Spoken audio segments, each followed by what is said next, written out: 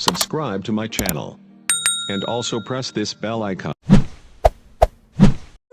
नमस्कार दोस्तों महाराष्ट्र की भूमि को संतों की भूमि कहा जाता है। महाराष्ट्र कई महान संतों की जन्म भूमि भी है। इसी भूमि पर संत ज्ञानेश्वर, संत नामदेव, संत जनाबाई आदि अनेकों संत उत्पन्न हुए हैं। दोस्तों, इन्हीं में से एक संत हैं संत तुकाराम। दोस्तों, इनका जन्म महाराष्ट्र राज्य के पुणे जिले के अंतर्गत देहू नामक ग्राम में शक संवत 1520 को अर्थात सन 1598 में हुआ था। इनके पिता का नाम बलहोबा और माता का नाम कनकाई था।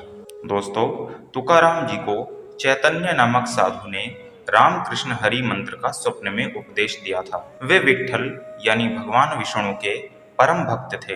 दोस्तों, पूर्व के 8वें पुरुष विशंबर बाबा से इनके कुल में विट्ठल भगवान की उपासना बराबर चली आ रही थी। इनके कुल के सभी लोग पंढरपुर की यात्रा के लिए नियमित रूप से जाते थे। दोस्तों, देहू गांव के महाजन होने के कारण इनका परिवार एक प्रतिष्ठित परिवार माना जाता था। इनकी बाल्यावस्था माता कनकबाई व पिता वहेबा की देखरेख में अत्यंत दुलार से बीती, किंतु जब वे 18 वर्ष के थे तभी इनके माता पिता का स्वर्गवास हो गया था और इसी समय देश में पड़े भीषण अकाल के कारण इनकी प्रथम पत्नी व छोटे बालक की भूख के कारण तड़पते हुए मृत्यु हो गई थी। दोस्तों, मन की शांति के लिए तुकाराम प्रतिदिन गांव के समीप ही भावनाथ नामक पहाड़ी पर जाते और भगवान विट्ठल का नाम याद करते हुए पूरा दिन बिता देते थे। दोस्तों, इनकी दूसरी पत्नी जीजाबाई एक धनी परिवार की कन्या थी और बड़ी ही कलह प्रिय थी, अर्थात वे झगड़ालू स्वभाव की थी। दोस्तों, अपनी दूसरी पत्नी के व्यवहार और पारिवारिक कलह से तंग आकर तुकाराम नारायणी नदी के उत्तर में मान तीर्थ पर्वत पर जा बैठे और भागवत भजन करने लगे। दोस्तों, तुकाराम ने अभंग रचकर कीर्तन करना आरंभ कर दिया था, जिसका लोगों पर बहुत प्रभाव पड़ा। उसी दौरान रामेश्वर भट्ट नामक एक व्यक्ति उनका विरोधी हो गया, किंतु बाद में वह भी उनका शिष्य बन गया था। तो तुकाराम साधु प्रवृत्ति के होने के कारण उनकी पत्नी और बच्चों को कई मुश्किलों का सामना करना पड़ा। एक बार तुकाराम के खेत में गन्ने की अच्छी फसल हुई। तुकाराम ने इस फसल को बैलगाड़ी में लादकर गांव में बेचने के लिए निकल पड़े, लेकिन रास्ते में उनको कई भीख मांगने वाले बच्चे और बुढ़े मिले, तो तुकाराम जी ने गन्ने की फसल उन्हें दे दी। घर पहुंचते पहुंचते तुकाराम जी के पास महज एक ही गन्ना बचा था।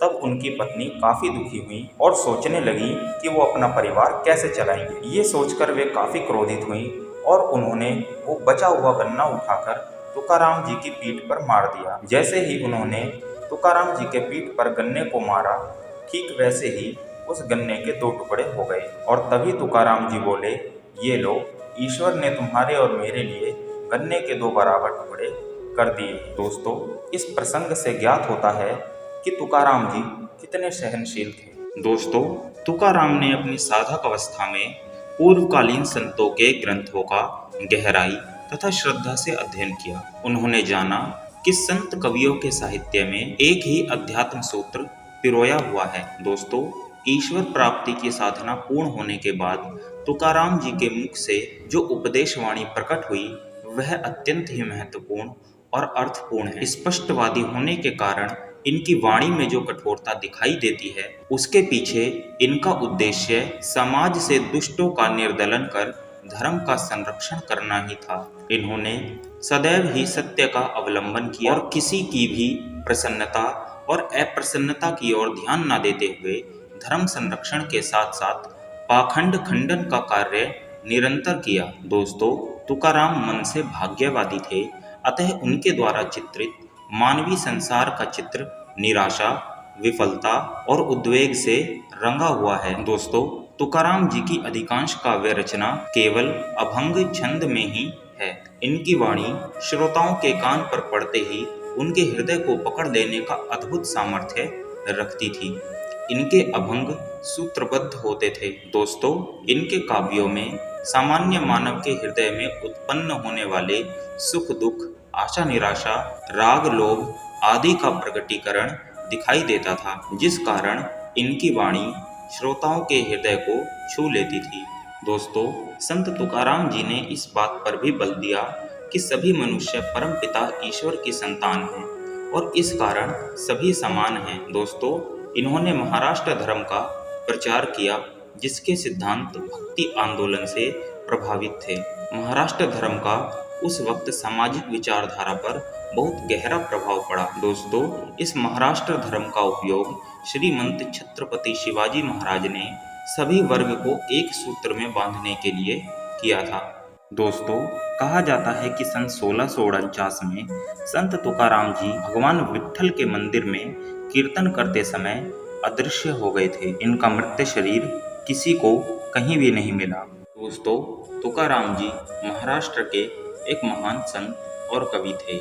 दोस्तों, उनकी केवल वारकरी संप्रदाय में ही नहीं वरन दुनिया भर के साहित्य में भी उनकी जगह असाधारण है। उनके अभंग अंग्रेजी भाषा में भी अनुवादित हुए हैं। उनका काव्य और साहित्य रत्नों का खजाना है। यही वजह है कि आज सैकड़ों वर्ष बाद भी वे आम आदमी के मन में सीधे उतरते हैं। तो दोस्तों, आज की वीडियो में बस इतना ही। अगर आपको हमारी ये वीडियो पसंद आई हो तो हमारी इस वीडियो को लाइक और शेयर कीजिए और हमारे इस चैनल को सब्सक्राइब कीजिए। हम ऐसे ही देश के अनेक महापुरुषों की जीवनी आपके सामने लेकर आते रहेंगे। तो दोस्तों, मिलते हैं किसी अगली वीडियो में। तब तक के लिए जय हिंद।